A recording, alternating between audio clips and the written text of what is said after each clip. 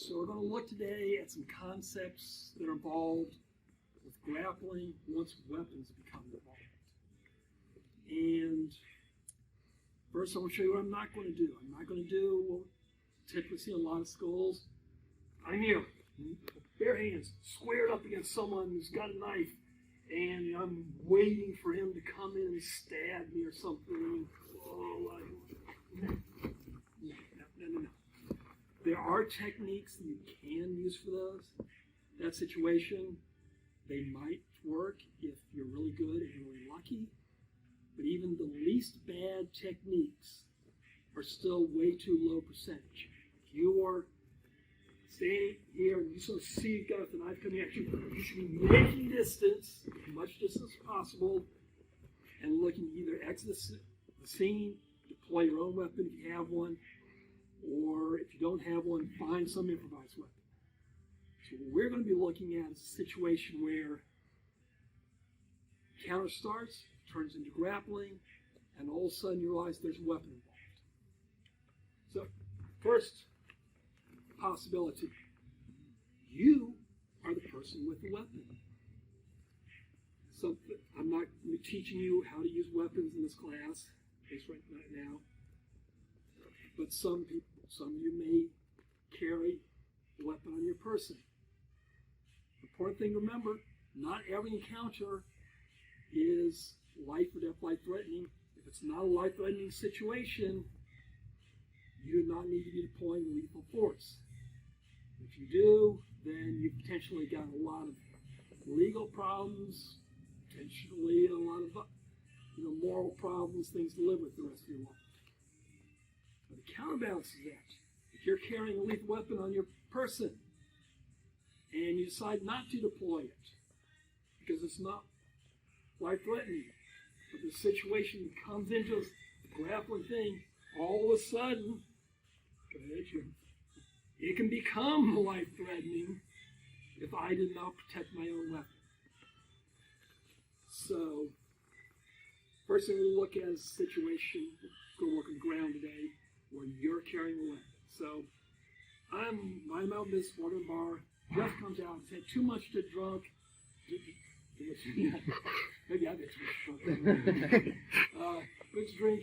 He thinks I'm the guy who was flirting with his girlfriend. He just comes out. Oh, shoot. Oh, hey, what's going on, man? Calm down. So, first thing, if you have a weapon in your person, mount is not your friend. You talk about, oh, this is great for grappling, great for MMA. If you have a weapon on your belt, this is not great for you. It's way too easy for him to deploy your own weapon against you. So that's knee on belly. It's not just for weapons, but in general. Any sort of street situation, if it goes to the ground, you're on top, knee on belly. I can see my surroundings. I can disengage his hands, and if I go to the right side, harder for him to access my weapons. He's trying to reach my weapon.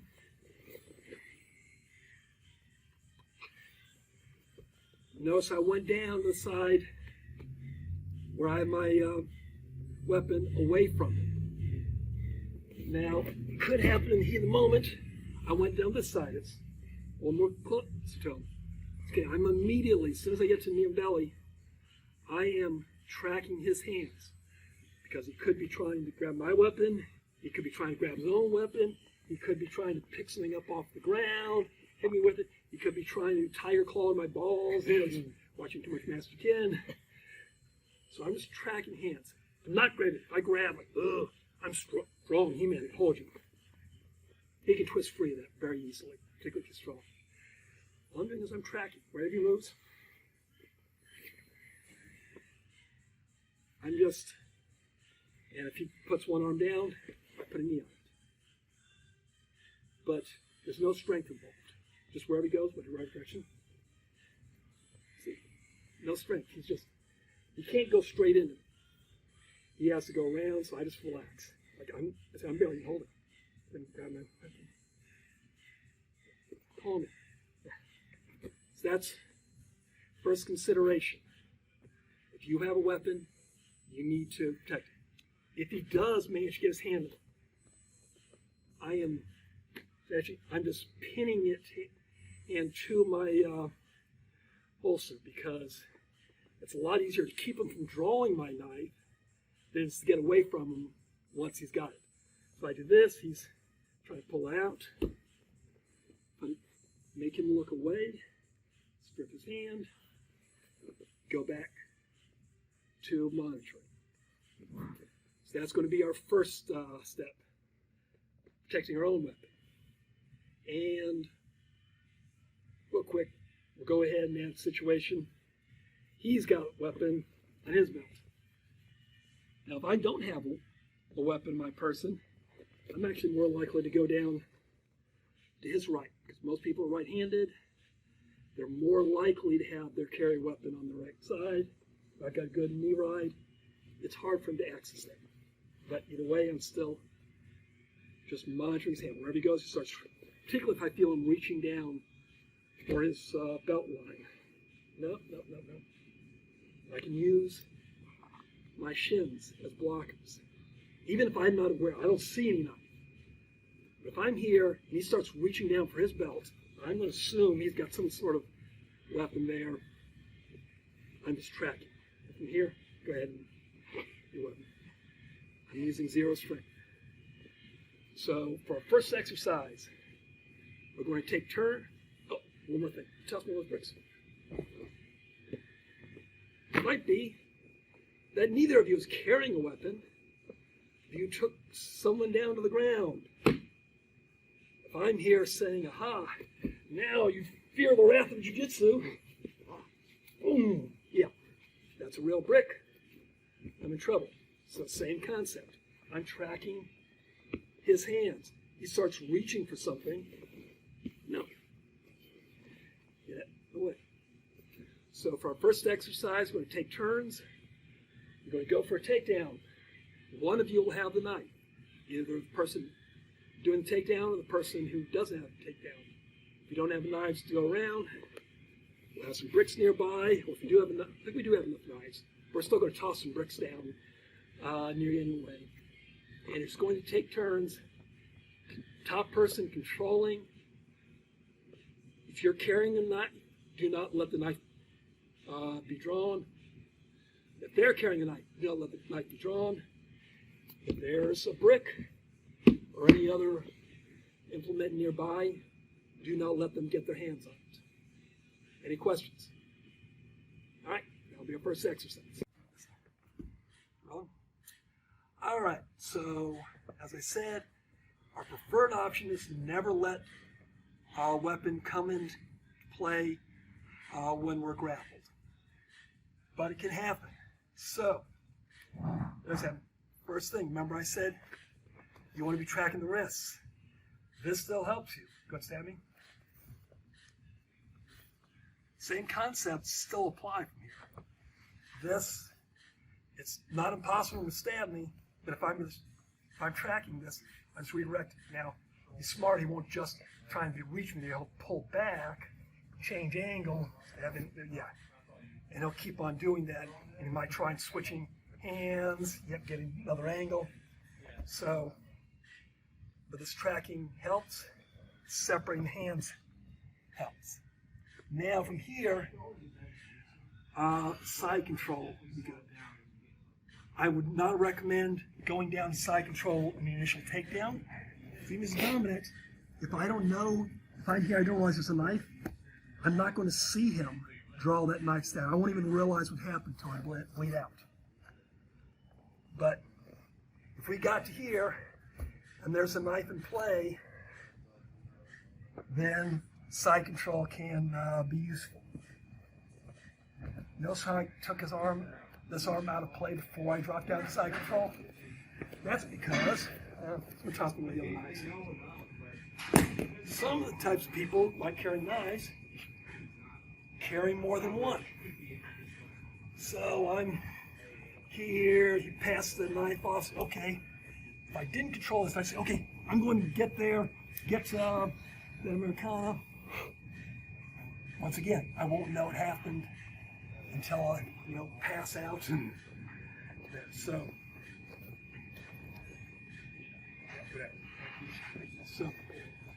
so if I decide to switch off from this knee ride to a side control, I would like to pin his first arm. Now he's making it easy for us, way out there.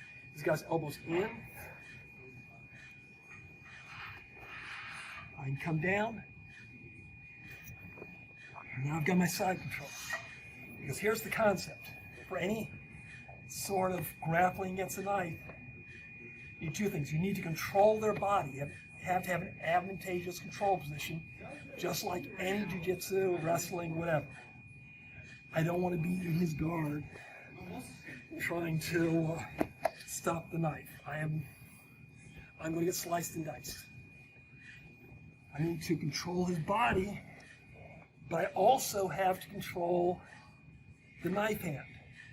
If I'm just doing standard side control, yep. So I'm here. I'm not using strength. I gotta bring the knife back towards him. I'm using structure. So who's the biggest, strongest guy here? One of you guys, I think. Either of you okay with being on? Yeah, sure. I'll do it. All right. So don't want people thinking that I'm just beating up on Jeff with my fact that I'm bigger. So put your hands back in. So here, you gonna stab me? Stab me? Stab me? So see, on this point, it's just the structure of my arm, but it's not any kind of muscle. I'm gonna pin his arm in. If his arm's bent up, I've got the Americana. If his arm's bending down this way, trying to stab me, trying to stab me down this way. Yep. Now, I get under here, I've got the Kimura. So these are both dominant positions, but I'm using the structure of my skeleton to keep the knife from going back towards me. I'm keeping my chest down to keep his body in place. I've got this shin keeping his arm in place. Now this might not be good enough. If I'm here, he's too strong, it's fine, I can't do anything with it. Once you wipe his back leg up, now I've got more control here. If he tries to bump me, bridge me, I can't do this. Now I can more easily get arms. Thanks.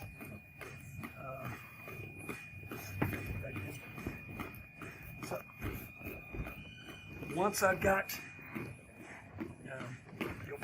bingo this side. Let's say I got to here and did not pass it off. I might switch sides. This in here. Using structure. Check, come over and see the angle. See, this is just my, wait, can you bring that closer to you? Got my body pinning him down. I can switch legs.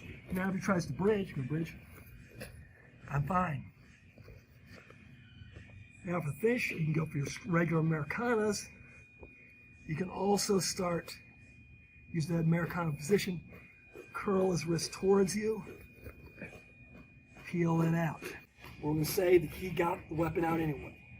We're going to start from here, and your options are going to be either to get a control, don't let him stab you, or if you realize, man, I'm totally losing this battle, jump up, stop, run. Better than stand there being stabbed at people. Any questions? All right, let's give it a shot. All right, so situation 5, really bad. Goes to the ground, you get on top, but you don't have control over the knife. You don't have the wrist control. Real quick, I want to show what you have to worry about from the bottom person. It's not this. This is not the danger. The danger is called sewing machine. Just doesn't have to be hard shots. Just boom, boom, boom, super quick from whatever angle he can get. And if he's managing to defend there, that's the danger you have to look for from the person on the bottom if you do not start out with wrist control. So if I end up in that situation, I took him down, and before I get the wrist control, he got a knife out. I need to be going for the wrist control anyway, and intercept him. So he goes swinging. Get him flattened out there. See, I did not try and swinging. That's not going to work. I've got to. Go ahead. They're making a frame. I'm shutting off his angles of attack. And now we're back. The same scenario as before. So working my Americanas, my wrist locks, disarms. But you have to shut off the angles of attack. Control their body, control the wrist, and final detail. When we were doing live rounds, a lot of people were getting fixated on controlling the depth control of the knife, and they didn't control the near arm. So the bottom person just reached, and oh shoot. And if they couldn't reach the knife, they started using that free hand to escape. They push my hips, push my, and now I'm in trouble. So you have to control that near arm and the body and the wrist. And I strongly recommend doing what we did in class today. Start out partner on the bottom with the knife, partner on top as either control and disarm, or if you're losing, don't feel confident you're going to control, get out, get away. Thanks, guys.